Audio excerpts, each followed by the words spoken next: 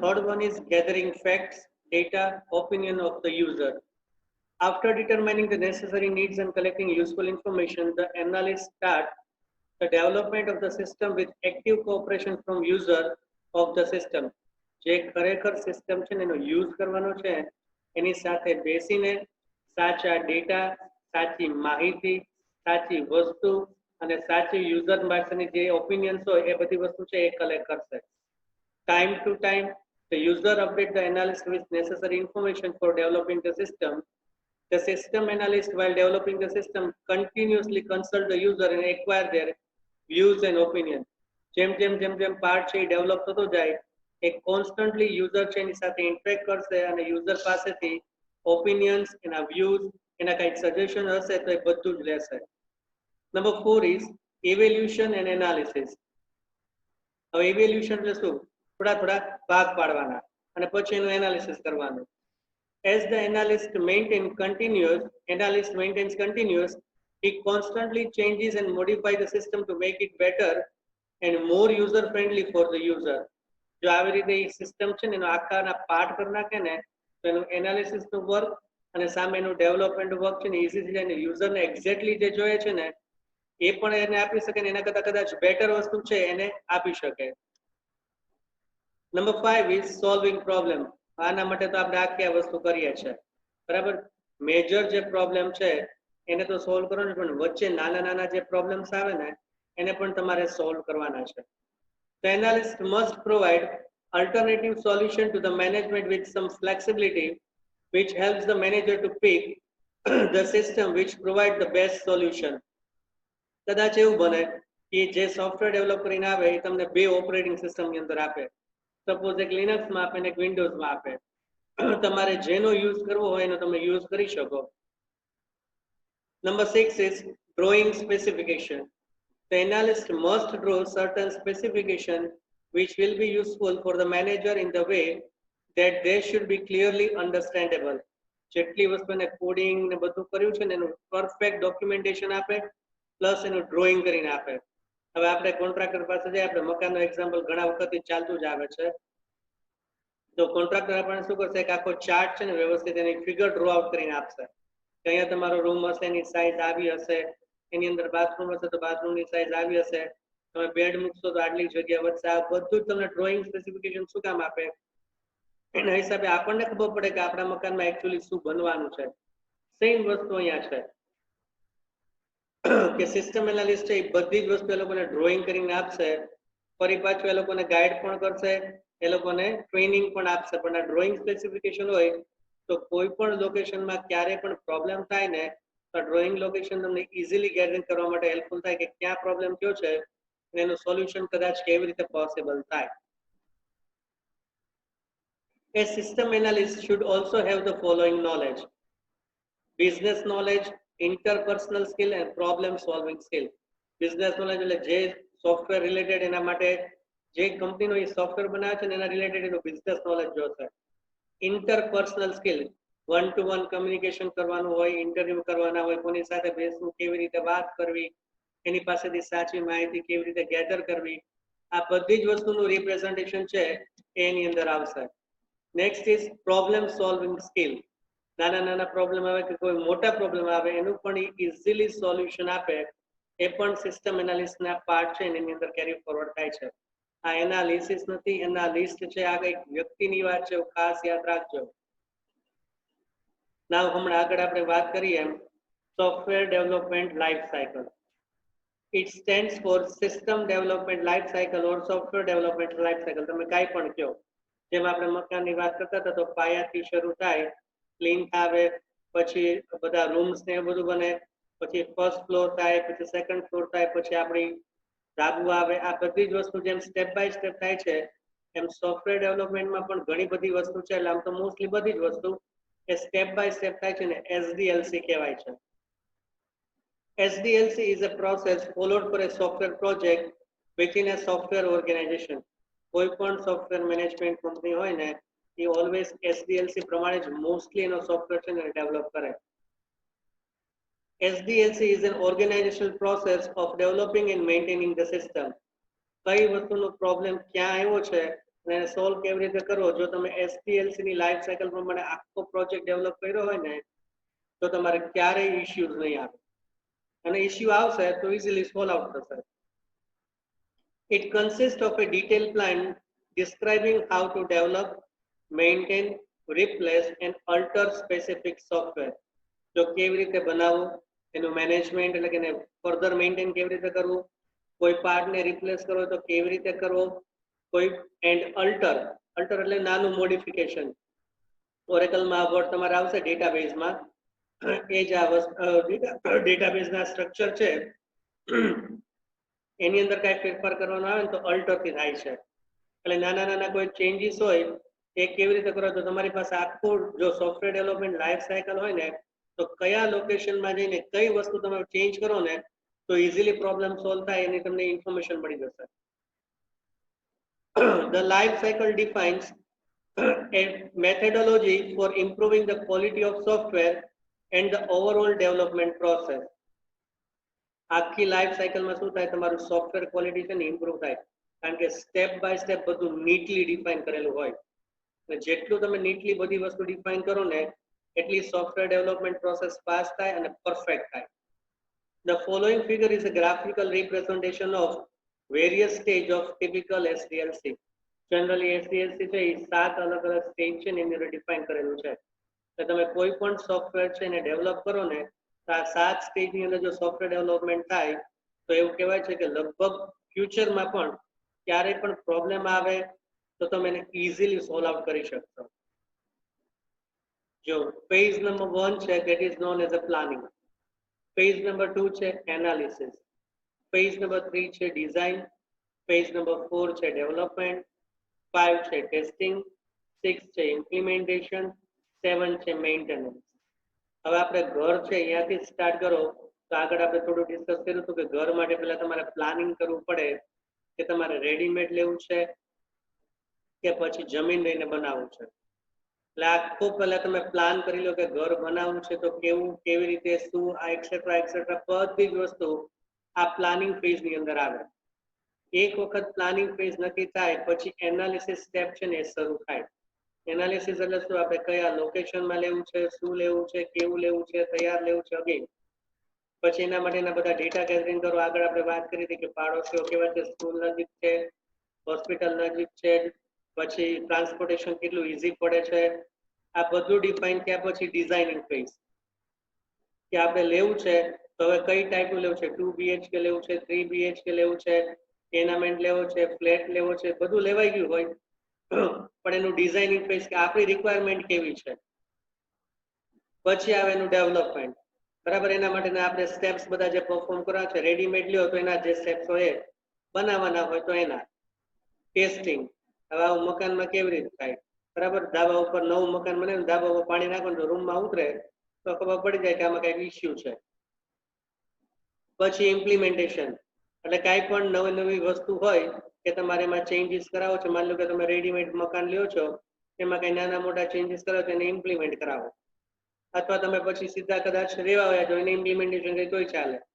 પછી મેન્ટેનન્સ, આ તો કોઈ પણ પ્રોજેક્ટ હોય કે કોઈ પણ ઘર એમાં કોન્સ્ટન્ટ આવવાનું છે, બરાબર. મેન્ટેનન્સ વગર કાંઈ થાય નહીં. નાનું સ્કૂટર હોય, નાનું વ્હીકલ હોય, અને આપણું બોડી છે એ પણ સમયાંતરે થોડું મેન્ટેનન્સ માંગે છે.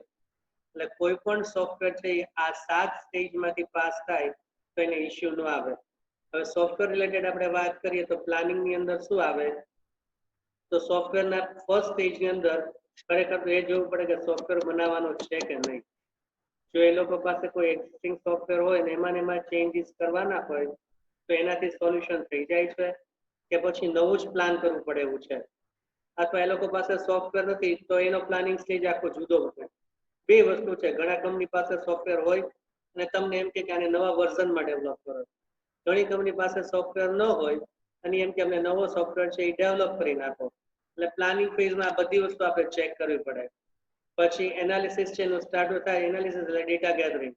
આગળ આપણે વાત કરી ફેક્ટ ફાઇન્ડિંગ ટેકનિક્સ ને કેટલી બધી વસ્તુ છે એનો યુઝ કરીને એનાલિસ્ટ વ્યક્તિ છે એ આ એનાલિસિસ નું વર્ક છે ને કમ્પ્લીટ કરશે. આખું સોફ્ટવેર ડેવલપમેન્ટ લાઈફ સાયકલ છે ને એનો ઓલમોસ્ટ 70% પાર્ટ છે ને એનાલિસિસના પાર્ટમાં જાય છે. 70% એટલે 100% માની લો કે 1 મહિનો હોય તો એના ઓછામાં ઓછા તમે 27 21 દિવસ છે ને એનાલિસિસ પોર્શનમાં જાય. એટલું બધું વાર એનાલિસિસ છે, કારણ કે ઈ ડેટા જો ખોટા ગેધર કરશે ને તો આગળની બધી જ વસ્તુ છે ને એ ખોટી આવશે. એનાલિસિસ પાર્ટ છે એ કમ્પ્લીટ થાય પછી તમારે એનું ડિઝાઇનિંગ એટલે કે પેપર વર્ક આખું તૈયાર કરવાનું છે.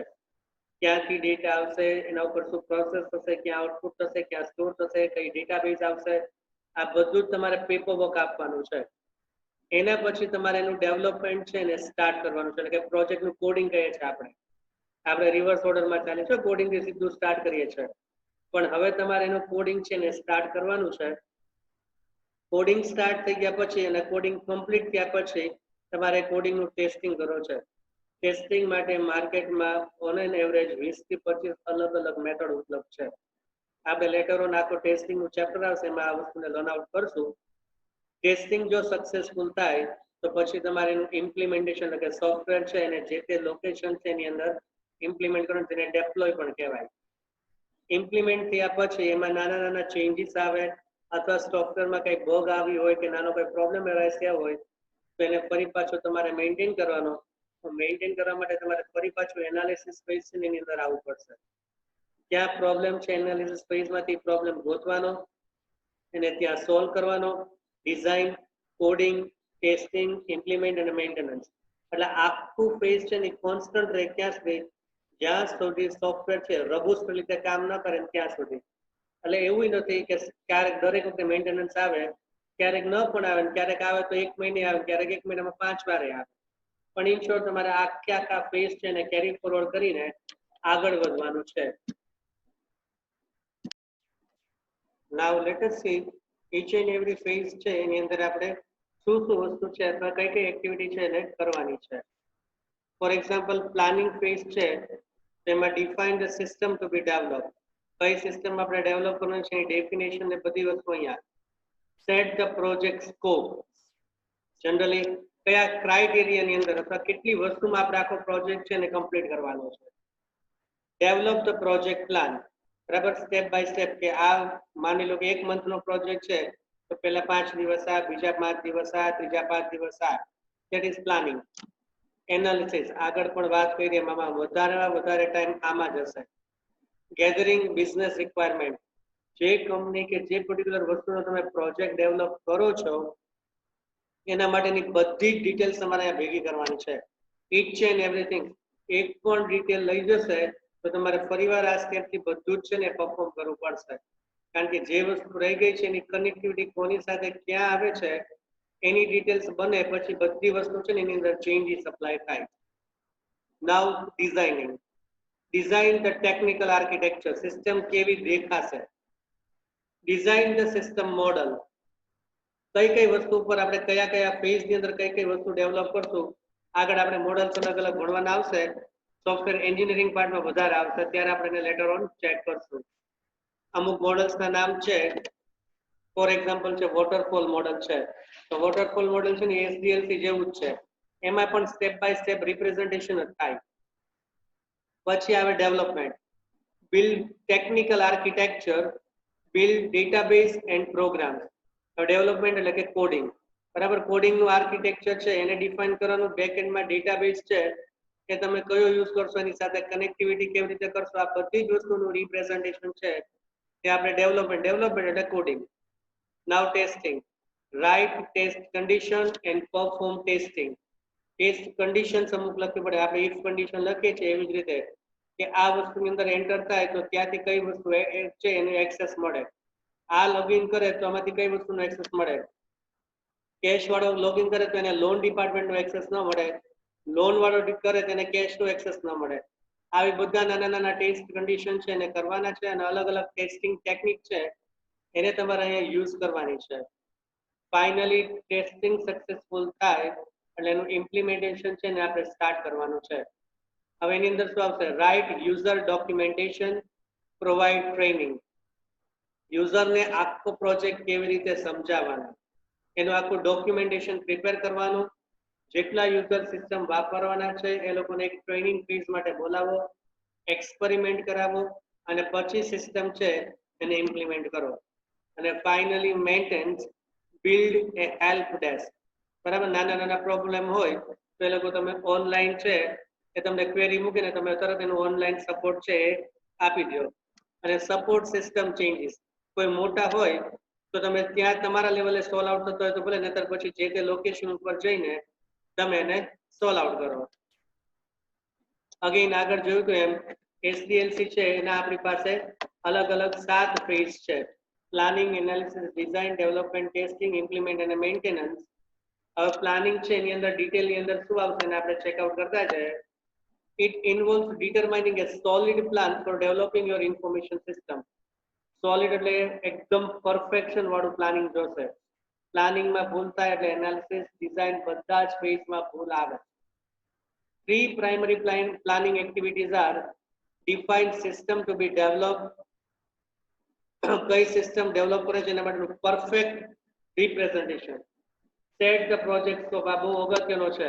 પ્રોજેક્ટ આપણે એવું નક્કી કર્યું હોય કે 1 મહિનામાં પૂરો થશે ને 1 વર્ષે પૂરો થાય એવું પોસિબલ ન થાય. બરાબર, ગવર્મેન્ટ જેવું કામ નહીં કરવાનું, કારણ કે ગવર્મેન્ટમાં તો પછી ઘણા બધા પ્રશ્નો હોય છે. કોણ ક્યારે શું આવે શું થાય આપણે બહુ લેવા દેવા નથી, પણ ગવર્મેન્ટના પ્રોજેક્ટ છે એમાં ઓલવેઝ ડિલે થતું હોય છે. પણ આપણો પ્રોજેક્ટ છે એમાં ક્યારેય ડિલે થવું જોઈએ નહીં. Develop the project plan including task, resource end time frame. બરાબર, કયા વસ્તુની અંદર એનાલિસિસમાં કેટલો ટાઈમ, ડિઝાઇનિંગમાં કેટલો ટાઈમ, કોડિંગમાં કેટલો ટાઈમ, આ બધાનું એક ટાઈમ સ્ટ્રક્ચર છે ને તમારે ડેવલપ કરવાનું છે. નાઉ એનાલિસિસ ફેઝ. અગેન આગળ આપણે વાત કરી તે પ્રમાણે કે એનાલિસિસમાં આપણે મેક્સિમમ ટાઈમ છે ને કેરી ફોરવર્ડ કરવાનો છે. જેટલો ટાઈમ તમે અહીંયા વધારે આપશો ને એટલા તમારા પ્રોબ્લેમના સોલ્યુશન્સ છે ને પ્રોબ્લેમ ઓછા આવશે, સોલ્યુશન ઝડપી આવશે. ચાલો, analysis phase. It involves end user and IT specialists working together to understand and document the business requirement for the proposed system. આમાં કોણ થશે? એક એનાલિસ્ટ પોતે અને એક આઈટી નો માણસ જેને ખરેખર આખી સિસ્ટમ ડેવલપ કરવાની છે. આગળ આપણે વાત કરી હતી કે એક એનાલિસ્ટ વ્યક્તિ છે ને એ બધું જ કામ કરે એવું પોસિબલ છે. પ્લાન પણ કરે, એનાલિસિસ, ડિઝાઇન, કોડિંગ, મેન્ટેનન્સ આ બધું જ કરે. અને એવું પણ બને કે ડિઝાઇનિંગ પાર્ટ સુધી જાય, કોડિંગ પાર્ટ કોઈ બીજી વ્યક્તિ છે એ કરવાનો હોય અથવા કોઈ ટેકનિકલ માણસ છે એ કરવાનો હોય તો એને સાથે રાખીને આખી એનાલિસિસ એક્ટિવિટી છે ને એ કરશે. ઇન શોર્ટ એને આખું રેડી મોડલ છે ને તૈયાર કરીને આપવાનું છે. Two primary analysis activities are gather the business requirement. એક પણ વસ્તુ રહી જવી જોઈએ નહીં. અને prioritize the requirement. એમાં સૌથી પહેલી કઈ ડેવલપ કરવાની. Now design. Build a technical blueprint of how the proposed system will work. તમારે એક આખો ચાર્ટ છે અથવા એક આખું મોટું પેપર વર્ક છે બનાવવાનું કે યુઝર લોગિન કરે પછી એને કઈ સ્ક્રીન મળશે, એના ઉપર તે પર્ટિક્યુલર વસ્તુ પર ક્લિક કરે તો એને શું મળશે. આ આખું તમારે પેપર વર્ક છે ને એ બનાવવાનું છે. હવે એની અંદર ફરી પાછી બે વસ્તુ છે. Two primary design activities are design technical architecture, design system model. આ બધી વસ્તુ આપણે આગળ થોડી વાત તો કરી રહ્યા છે એટલે કોઈ એવો ઇશ્યુ નથી, પણ ટેકનિકલ આર્કિટેક્ચર એટલે તેની અંદર તમારે એને બનાવવાનું છે અને કયા મોડલના બેઝ ઉપર તમે એ વસ્તુ છે એને ડેવલપ કરી શકો છો.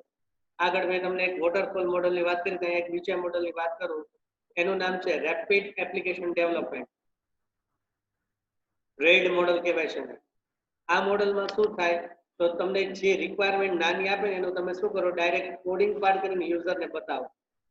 પણ આ વસ્તુ ક્યારે થાય? જ્યારે પ્રોજેક્ટ બહુ નાનો હોય ને ત્યારે. પ્રોજેક્ટ મોટો હોય ત્યારે આ વસ્તુ પોસિબલ ન થાય.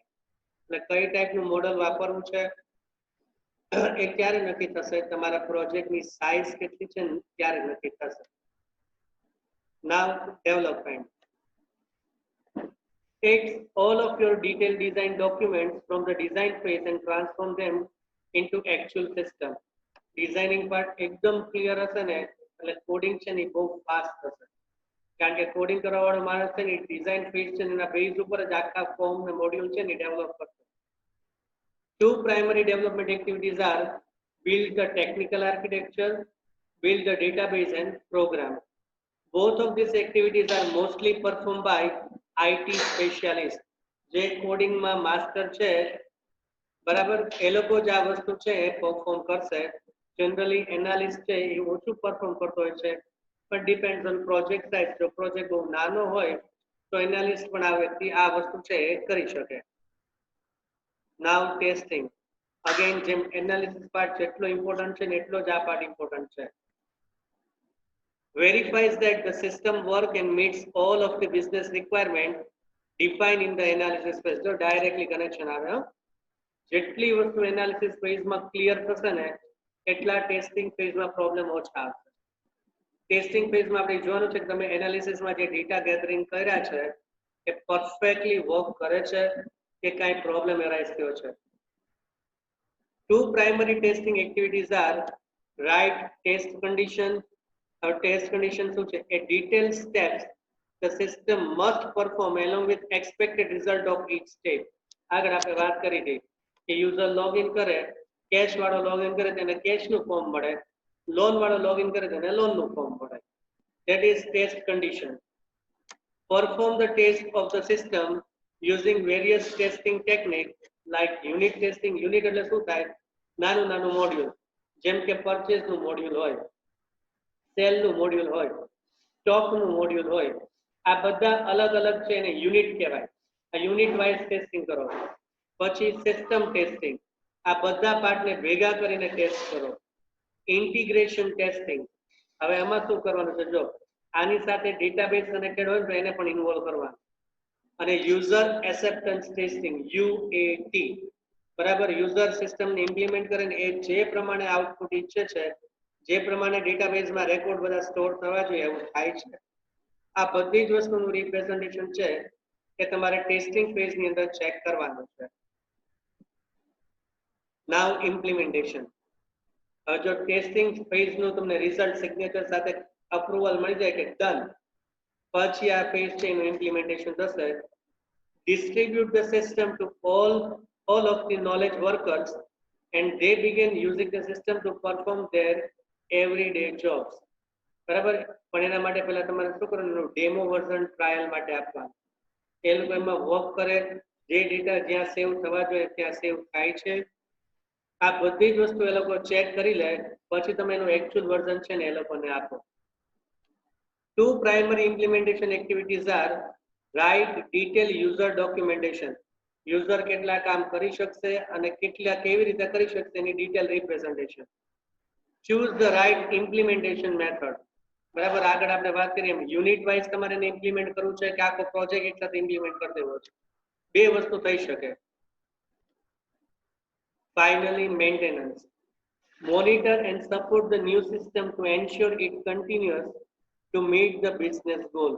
બરાબર, કોન્સ્ટન્ટ તમારે ચેક કરતા રહેવું પડે કે તમારે જે સોફ્ટવેર તમે બનાવ્યો છે એ બરાબર ચાલે છે, એમાં કોઈ ઇશ્યુઝ નથી. ઇશ્યુ આવે તો તમે એને તરત સોલ્વ આઉટ કરી શકો. આ બધી જ વસ્તુ છે ને તમારે ચેક કરતા જવી પડે. Two primary maintenance activities are build a help desk to support the system user. બરાબર, સિસ્ટમ કોઈ પણ યુઝર અત્યારે કામ કરે છે ને કાંઈ પ્રોબ્લેમ આવ્યો, તરત તમારા હેલ્પમાં કાંઈક ડિફાઇન કરીને આપે, તરત તમે એને આન્સર આપો. નાના ક્વેશ્ચન્સના આન્સર તમે ઝડપથી આપી શકો, પણ કોઈ મોટો ઇશ્યુ એરાઇઝ થયો હોય તેના સોલ્યુશન માટે તમારે થોડો ટાઈમ આપવો પડે. Provide an environment to support system changes. આગળ પણ આપણે વાત કરી હતી, આઈધર તમે સોફ્ટવેર કંપનીમાં બેઠા બેઠા એનું સોલ્યુશન કરો, આઈધર તમે જે તે લોકેશન ઉપર જઈને એનું સોલ્યુશન કરો.